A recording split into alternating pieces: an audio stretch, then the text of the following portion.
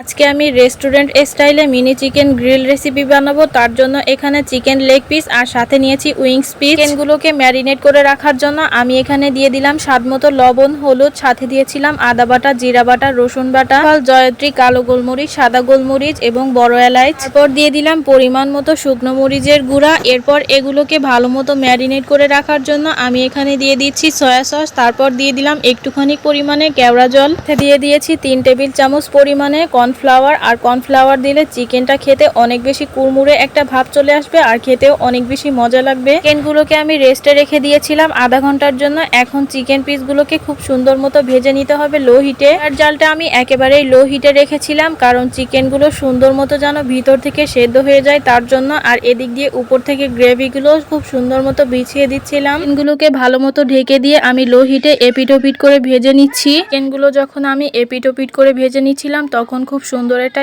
Smell ছড়াচ্ছিল, অনেক বেশি সুন্দর লাগছিল স্মেলটা। আজকে আমি মিনি চিকেন গ্রিলের সাথে একটু লুচি বানাবো। তার জন্য এখানে ময়দা নিয়ে নিয়েছি, পরিমাণ মতো লবণ নিয়ে নিয়েছি, সামান্য একটু তেল দিয়ে ভালো মতো এগুলোকে মেখে নিচ্ছি। গ্রিলের সাথে তুন্দল রুটি আর লুচি না হলে একদমই ভালো লাগে না খেতে। এর জন্য তো লুচিগুলো আমি বেলে নিচ্ছি আর ওদিকে চুলায় কড়াইয়ে বসিয়ে দিয়ে তো আমি গ্রিলগুলোকেও ভেজে নিচ্ছিলাম। লুচিগুলো এভাবে আমি একটা একটা করে বেলে নিয়েছি আর এদিক দিয়ে তো গ্রিল রেসিপি একদমই সম্পূর্ণ রেডি হয়ে গিয়েছে। চিকেন গ্রিলগুলো ভাজাভাজি করা হয়ে গেলে আমি এখানে কড়াইতে তেল দিয়ে লুচিগুলো ভালো মতো ভেজে নিচ্ছি একে একে। এর ভিতর লুচিগুলো ছাড়া মাত্র বেশ সুন্দর ফুলকো ফুলকো হয়ে উঠছিল। আর এদিক দিয়ে সবকিছুই বানানো কমপ্লিট, এখন শুধুমাত্র খাওয়ার পালা। আজকের মিনি চিকেন গ্রিল রেসিপিটা একদম পুরো রেস্টুরেন্টের মতো লেগেছে আর আমার কাছে খেতে অনেক বেশি মজাদার লেগেছে আর আমার মনের মতো হয়েছে।